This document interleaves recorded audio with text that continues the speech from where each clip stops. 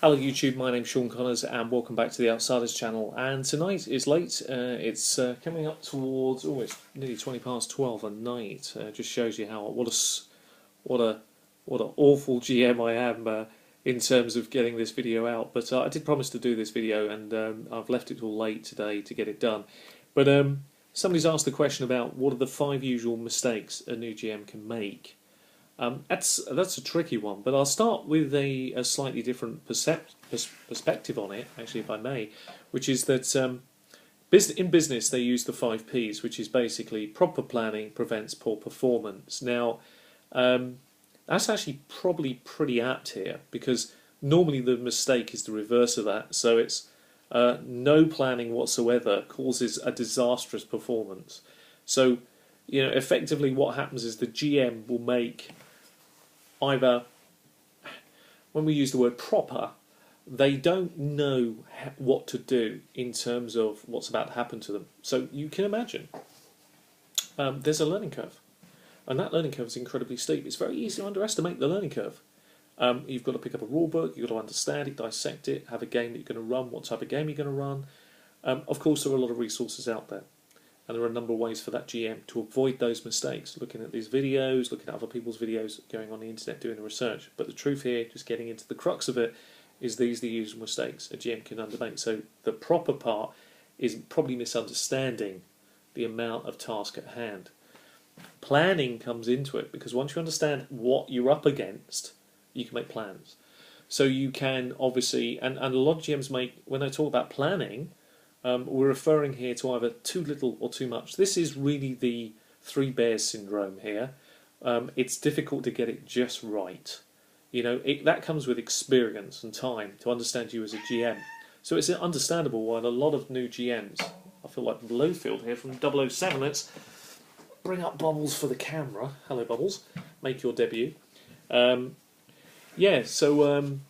lot of people don't realise just how much what the right planning is. I'm sorry, I'm wittering there, but I'll get back onto a train of thought. So they will do too little or too much. Now, I think as a new GM, I don't mind too much, to be honest, at all. But often too much is that they plan too much into regards to what's relevant. You can actually cover areas that are totally irrelevant. It's understandable because, again, you're a new GM. Or don't plan at all because you think, seeing a great GM at work around the table, it'd be easy to do. So you don't really put the planning in and really misunderestimate it. These points, these 5 things, this is why it's such a good video, are some of the reasons why GMs will only run 1 or 2 sessions before dropping out and not running again. So I think it's really important to understand the pitfalls. When I use the word prevents, often, again, GMs won't understand the tips, the tricks, the techniques that can turn a game that's slightly flagging into a success, and equally maintain a game that's running well and keep it a success. So they won't understand those things. So as soon as things go wrong, naturally they can't prevent the slide, and the whole game collapses around them. And they'll do the best they can, but it's inevitability of GMing for the first time. So it's an understandable mistake. Again, prevention, it comes back to the saying. Proper planning prevents poor performance. It does come back to the fact that you've got to put some preventative action in place to give yourself the best chance to run a good game. Then, of course, we get to poor, the word poor in the 5 Ps mantra. Now, people don't understand when they're not doing things well because they've never done it before. So an experienced GM will know when they've lost the room a little, and they will adjust the game instantly. And again, I've said this before in a few videos, action stat is the word I'll often use a lot of. As soon as I think there's a lull in the action, I'll have something ready to throw in because I want the room to be invigorated, exciting, bring it back to life, and throw in a wobble there, throw in a curve. It takes time to get used to those type of things and knowing when to do it. So, understanding poor is a really tricky thing because you don't know, because you don't have the experience.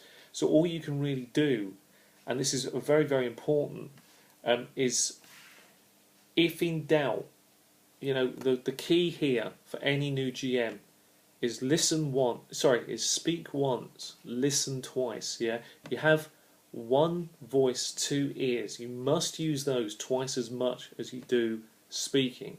because that way you're listening to the audience, and when you say something, it has more power and more dynamic. Because you're the centre figure of the entire game. That's why you sit at the head of the table. What you will have to say will be more important than what any other player has, because you're GMing. But you have to understand that. So really use your listening skills to avoid when things go flat and are going poor. I think I've touched on it, but if I haven't, I'll just recap it here. New GMs will often as well, part of the poor part comes in that they will ramble. I do a lot of that in my videos, but they will ramble a lot, or they'll talk really quickly and not understand that people can't really hear or know what's going on, or people are a little bit confused. So again, that will only add to the poor part of the performance. And then finally we have performance. Now, this isn't so much how you do, to a degree it is, but it's not so much how you feel it went. It's actually more important what your audience think. And one of the things a lot of GMs are very critical of, I think, I've seen this a lot, is they do not ask for feedback. And I love feedback, whether it be good or bad. I think it's really important. And particularly, we've had a lot of feedback today, actually, funny enough. I'm a 6'1" gnome, apparently. But that's by the by.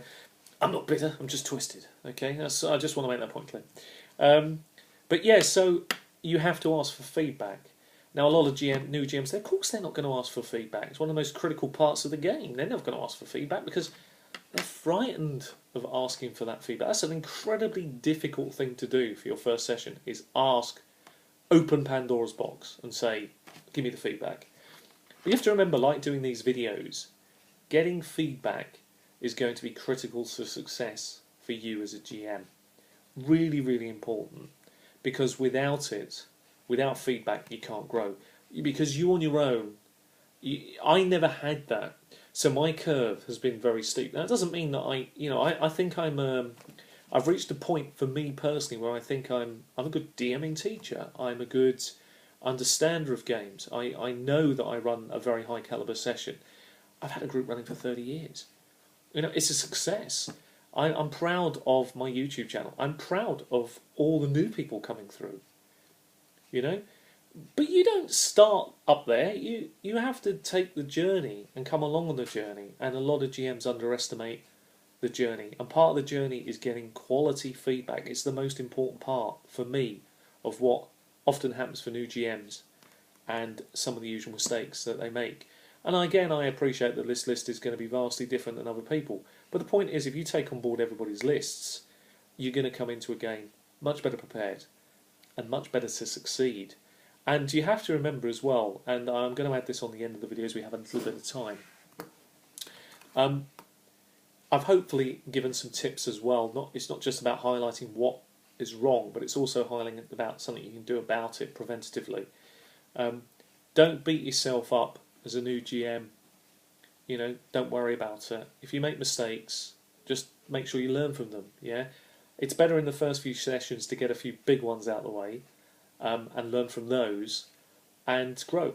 And the most important thing is ask questions to anybody willing to listen and give you the answers. There are a number of wonderful YouTube channels out there. Please don't be afraid to send and shoot people questions, because I know there's a lot of wonderful people here in YouTube who are willing to help you as GM. So go find those people, sign up to their channels and ask the questions and take the journey with us. Yeah, if you're a new GM who's running a game for the first time, it's great to get the feedback. We'd love to hear from you as a community, as a channel, as an organisation, as a group of YouTubers. Of course we want to hear from the new GMs, because you're the lifeblood. And to have the confidence to stick your head over the parapet and DM speaks volumes of you as a person, even if you only do it once, because you're going to be better appreciative of the GM who sits in front of you and runs those games and entertains you for years to come.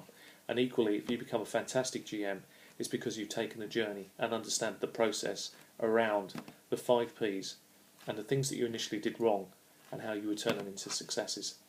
Anyway, I've been Sean Connors. This has been Outsiders. Take care of yourselves. Have a great weekend and happy gaming. See you all soon. Bye-bye.